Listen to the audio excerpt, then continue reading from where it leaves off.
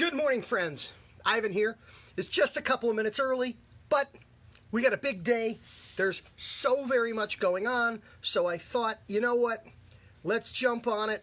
Let's greet those that are here early and those that are going to join in early, and let's get this party started. There's so much happening, and it's such an exciting time.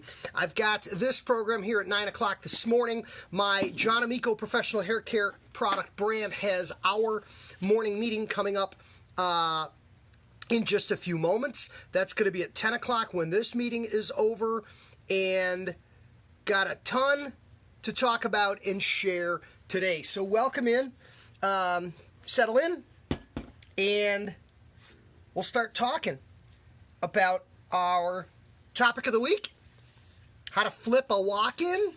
We'll explain what that's all about and how that can be valuable to you, and how that can be an important part of your current strategy for building and growing your business in our business.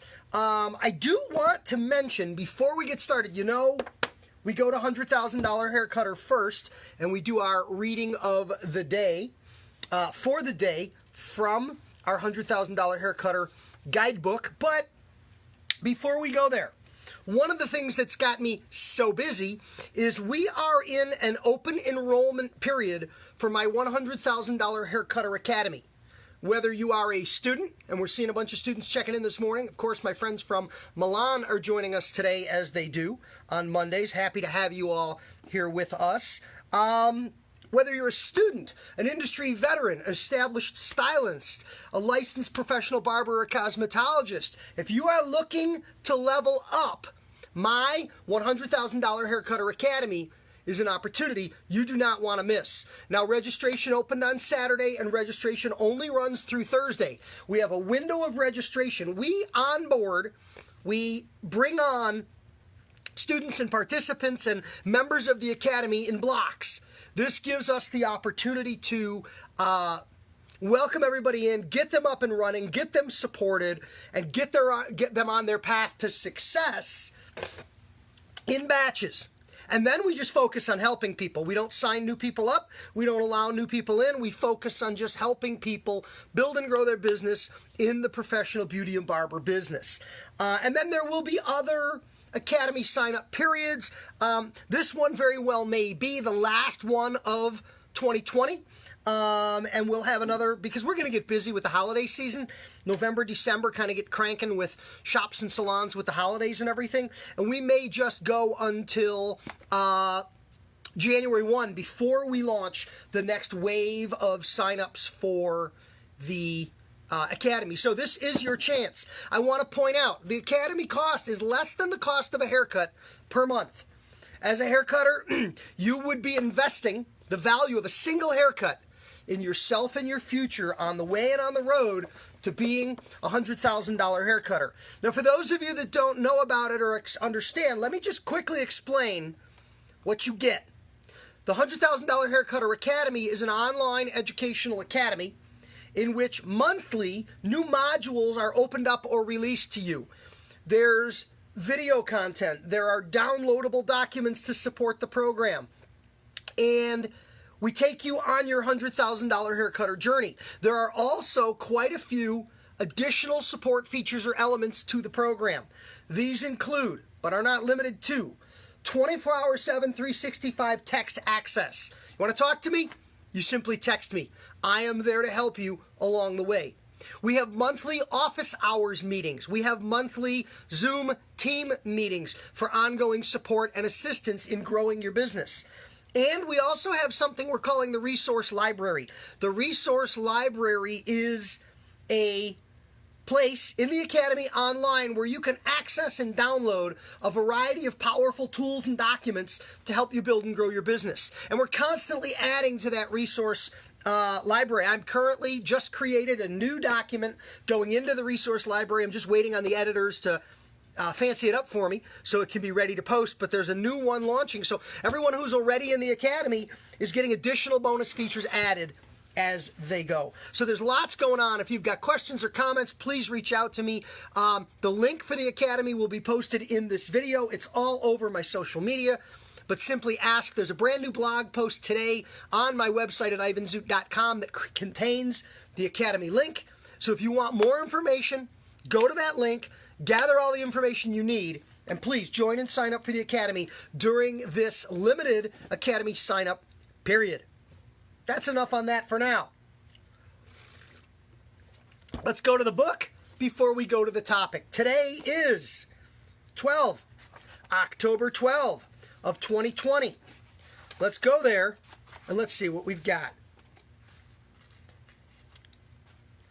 Bear with me here. October 12 is day 285 of the year with 80 days remaining in the year. This one's a little more of a technical tip. And you know the book is technical cutting for sure, technical support like today's tip, training, recruiting, management, marketing, you name it. Anything and everything you need to know to build and grow your business to be a $100,000 hair cutter, it's in the book. Upgrade your tools. From time to time, it's time to toss tools for newer and better technology. Everything changes. Trade shows and trade magazines promote the latest and best technologies for making our work easier, better, and faster. Treat yourself from time to time to an update. You are worth it. Your clients are worth it. Share your new gadgets with clients and get them in on the excitement as well. Customers like to know you are successful and keeping up with the latest and greatest. People want to play with a winner. You want to be a winner. Today's October 12th, day 285 tip, upgrading your tools. Because there's always new technology on the horizon. There's always great things to be added to what you've got and what you do. And the clients want to know about this stuff too. You get a new clipper, you get a new trimmer, you're excited about it, share it with your customers. It fosters that engagement, it fosters that support and conversation about what you do. It shares your passion for the hair business that is such a part of what you are and what you're doing. Gotta go for this stuff, guys. All right, that is our $100,000 hair cutter tip of the day. If you don't own the book, go own the book. Let's talk about the topic of the week. The topic of the week for this week is how to flip a walk-in. What do we mean by that? How to flip a walk-in. How to convert a walk-in customer to a request customer. You know, walk-ins that just take whoever's next in line. They just wait their turn and they sit in any chair. How do we flip that walk-in to a request? No. I'll wait for Ivan. Or how do we flip that walk-in, whether it's even a walk-in request, no, I'll wait for Ivan, to an appointment. Rather than wandering in, sitting around, waiting their turn, how do we get him in our chair? No, I have a 2 o'clock appointment with Ivan. How to flip a walk-in. That's our topic of the week. And reminder, we cover it live in the class this morning. We're going to talk about it tomorrow in the text blog on the website at ivanzoot.com. The podcast is already up. It's featured on Friday, but the podcast is already there. Go to my website at ivanzoot.com and listen to the podcast. It's already up. It's already available for you. And this video will appear on Thursday. We record this, we download it, we upload it to YouTube. This video, for those that miss it live, not everyone can be here 9 o'clock on a Monday morning, but this video, for those who wish to watch it live, will also appear on YouTube as the featured video on Thursday. So we cover this topic all week in a variety of platforms, in a variety of formats, in a variety of places. And if you've got questions or you want to have some conversation on it, I welcome you to join in for that as well. Now, how to flip a walk-in. Some walk-ins will flip, and some walk-ins will not. And it's up to you to earn them. You have an opportunity. If you've got a shop or salon that has good, consistent, heavy, steady walk-in traffic, number one, recognize that as a huge gift. Your owners and managers have built a successful business. You've got a community that wants to support that business and wants to purchase for themselves from your business. That's all good stuff. And how we treat our walk-ins really determines whether or not we can flip our walk-ins. And right now, I think there are lots and lots of salons. I'm hearing there are lots and lots of shops and salons that are seeing an increase in walk-in traffic. Despite the fact that from the break in the pandemic, from the back to work opportunity after post-lockdown, we were told not to serve water, social distance. We've gotten pretty creative with how we're handling walk-ins. We're using call-in services. We're using check-in clipboards. We're using sign-up sheets on the door. We're using people waiting in cars and texting. The vast majority of people in our industry who primarily did business on a walk-in basis are still primarily doing business on a walk-in basis. Please do not believe that that has stopped, and please do not believe that that has gone away. Now, one of the phenomena that's tied to this is we've got new walk-in traffic, and the reason we've got new walk-in traffic ties to concerns over sanitation and infection control, and it ties to concerns about the haircut environments that people are seeing and experiencing. If they're comfortable, they're coming back and they're telling their friends. If they're not comfortable, they're running quickly to other service providers and shops. Our industry is polarized to the point where we have shops and salons that people are running from, and we have shops and salons that people are running to. And I think it's important that you figure out which one you are and professionally respond accordingly from a service and marketing standpoint. If people are running to you, you have an opportunity like you've never had in our industry before. If people are running from you, you have an opportunity like people have never had in our industry before. Either way, you have an opportunity, and you've got a lot of work ahead of you. But I've said from the outset of the lockdown that there would be some attrition. I estimated, and I think it's going to prove correct, that 20% of the haircutters in America are going to be lost to the pandemic. No, not coronavirus. They're not going to die, but they're going to quit the industry. 20%, 1 out of 5 service providers are going to leave the beauty industry. In terms of the numbers, for that practical purpose, I've left in that I'm not cutting hair. I was cutting hair right up until the week of lockdown. I have not gone back yet. It is my plan to go back to cutting hair after January 1st. But in terms of numbers and statistics, I'm currently not in the game.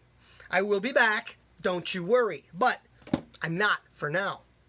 I also predicted that 20% of our establishments, 20% of the barbershops and hair salons in America, would be going out of business in America. And I think, once again, that number is going to prove to be rather correct. We're seeing closings of shops. We're seeing businesses shut down and not reopening. We're seeing people not come back from pandemic lockdown. It is what it is, guys. So, opportunities. Clients running to or clients running from. I think when we talk about flipping walk-ins, we need to divide the clients into 2 categories, and I will address these separately as part of the content for today's program.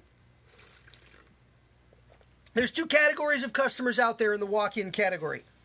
I will call these 2 categories. Category number 1, clients for whom it is not about the haircut. And clients for whom it is all about the haircut. 2 very different categories of people. Now, I have said for many years in our business that if you got into the haircut business thinking the haircut business was the business of cutting hair, you're in the wrong business. I believe this very strongly. I've always believed this. The haircut business is the business of building and maintaining relationships with people.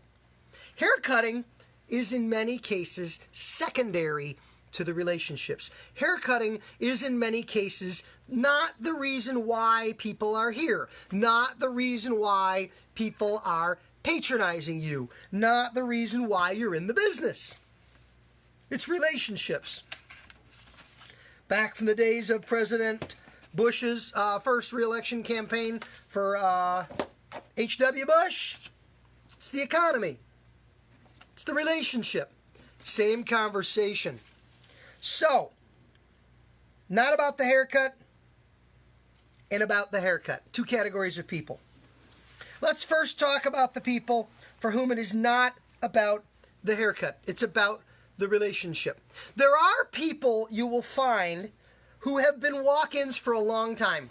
Perpetual walk-ins. They come in, they wait their turn, they sit in any chair.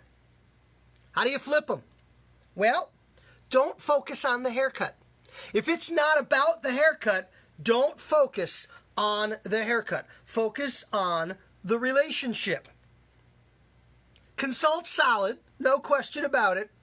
and deliver solid work. However, you want to avoid what a friend of mine, and if you don't follow on Instagram, if you don't follow It's Marby Marv, while we're here, take a note or jump over to Insta and follow this guy.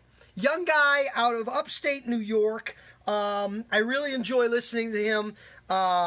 He's a friend and a buddy and a really cool guy because he's really sharp. He's really smart about what's going on in this business. And he was talking about walk-ins last week. It was part of the inspiration for this program. And he talked about how do you treat your walk-ins? And this is exactly what we're talking about here. Do you treat these walk-ins like you're trying to earn them as long-term customers to you and your chair? Or do you give them what he called, and I love this, the 5-minute choppy chop? I love that. And I totally understood where he was going with this when he talked about it. The 5-minute choppy chop. It's a walk-in. You're going to take them. You're going to handle them. You're going to service them. But that's what you're really servicing them. Come on in, sit down, cut, thanks, bye, money, done. That's the 5-minute choppy chop. Now, the 5-minute choppy chop might be a perfectly good haircut. And that's okay, it's a haircut. But the bigger issue is, it's not that relationship activity. It's not that personal experience that is so much about what this is all about. So, if you're trying to flip this walk-in, guy comes in, lady comes in all the time as a walk-in, and you enjoy serving them, and you'd like to own, nobody owns clients. This is not personal property. This is not chattel, as they say. Nobody owns these customers, but if you want to, quote, own this customer to be able to say, that's mine, I'm his hair cutter, don't focus on the haircut. Focus on the relationship.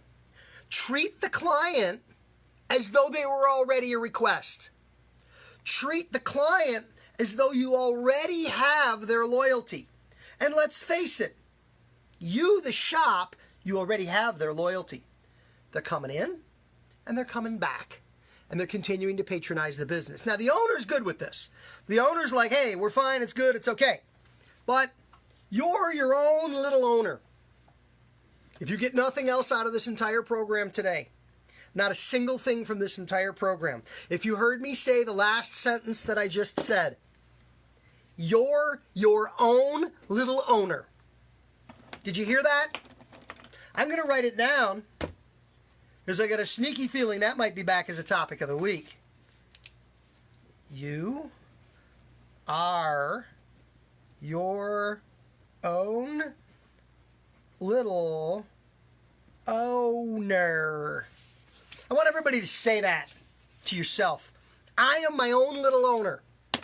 It's about taking ownership, taking responsibility for your business. Type it in the chat, especially those of you that are Milan students that have joined us this morning.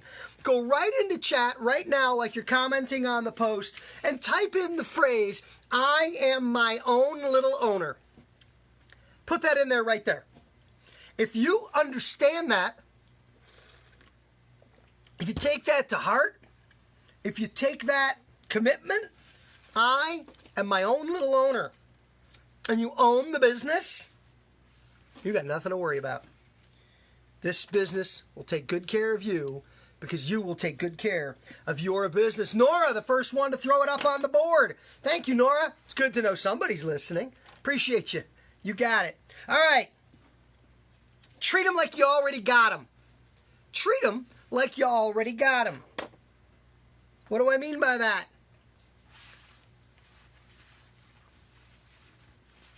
Ask them to ask for you. Seriously. Ask them to ask for you. Say, hey, I really enjoy cutting your hair. Ask for me next time. You can do that. Did you know not all clients know you can do that?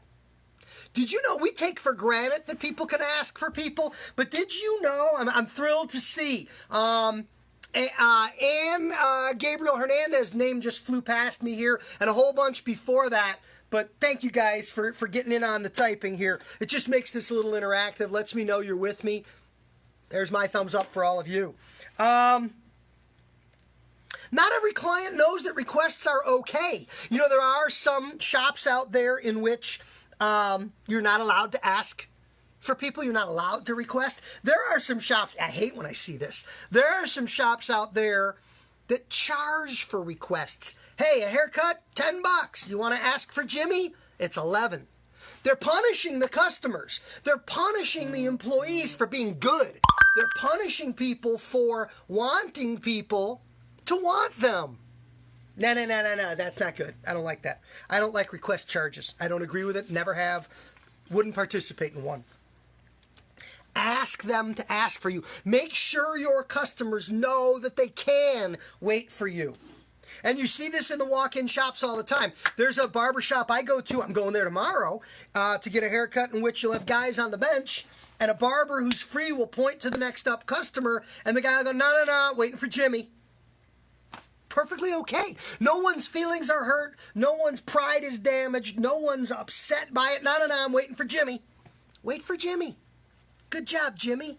It's okay. Ask them to ask for you. Make sure rebooking. If you book appointments, they know they can. Tell them about rebooking. You know, Mr. Smith, this haircut's going to be good for about 3 weeks and you better be back. So why don't we set it up today before you go? Thursday, 2 o'clock, got you down the 25th. Boom, done. Okay? Share your hours and share your card. They may not remember your name. Give them a card that's got your name on it. Don't expect them to know your hours. The shop is probably open 6 or 7 days a week. The shop is probably open 12 hours a day. And you don't work them. I hope you don't work them all. My God, don't work them all. I hope you get a day off. Hey, Mr. Smith, I'm Jimmy. Ask for me next time. I'm off on Sunday and Tuesday. That's it. And you can write on the card. You know, instead of writing out all your hours longhand, just write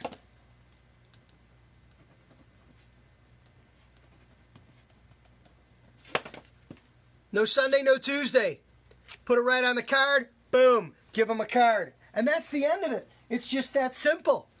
Tell them your hours. Give them your card.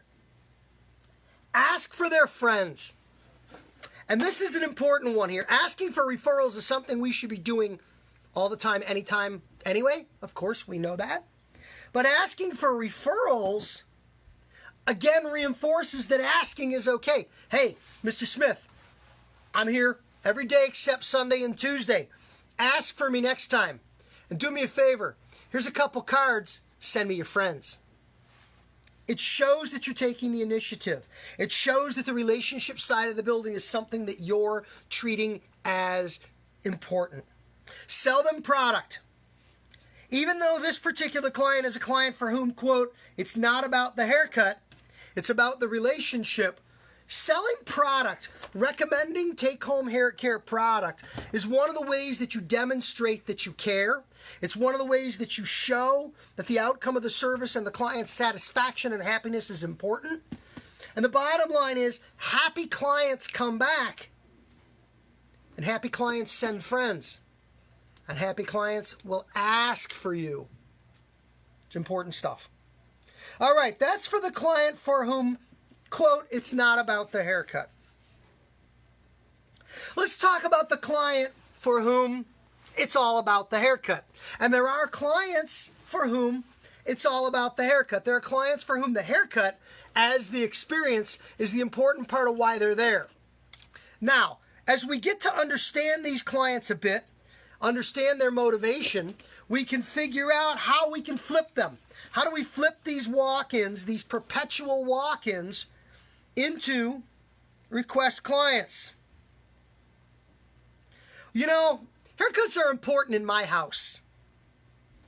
I was in the business by the time my boys were born.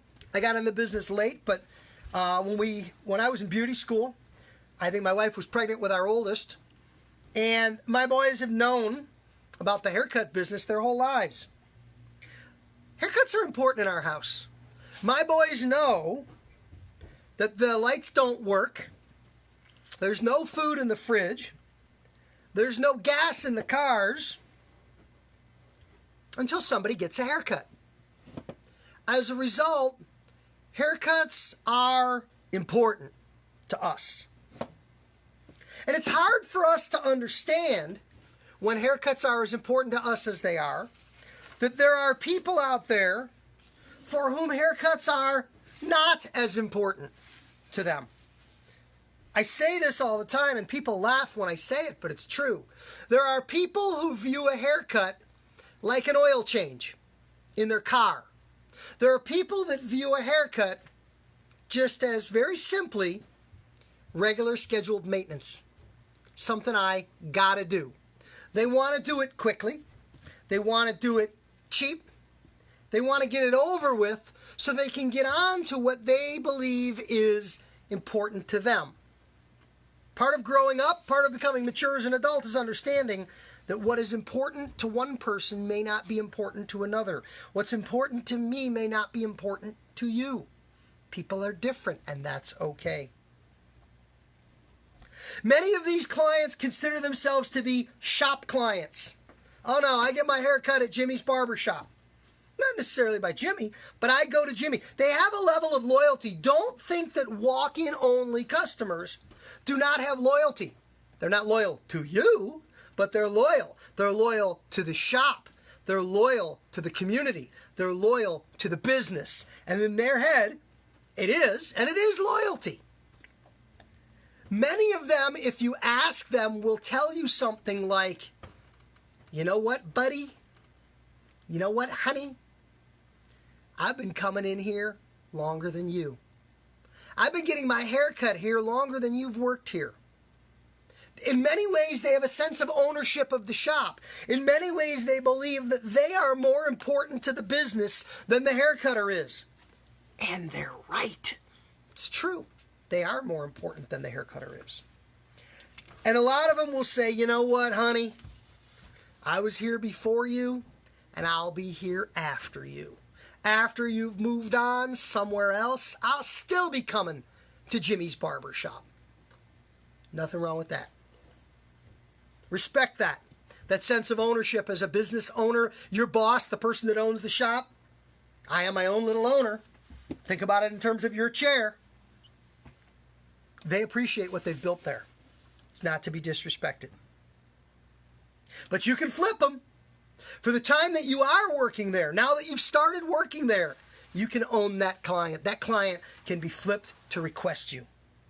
Now, keep in mind, some of these perpetual walk-in clients like coupons, and they like to take advantage of discounts. If you are a business that runs regular coupons, you will find you have a large base of regular, consistent walk-in traffic that every time they come in, they're dropping a coupon. Now, please know, one of the reasons why some of those people may choose to be perpetual walk-ins is because of their coupon use.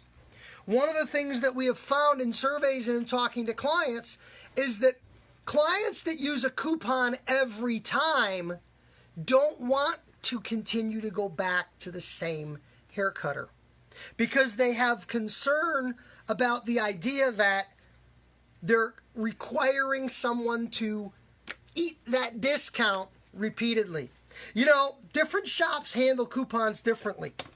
Some shops will pass the coupon down to commissions, and therefore you as the haircutter, when you cut a coupon haircut, you will receive a lower commission. That may be viewed as fair.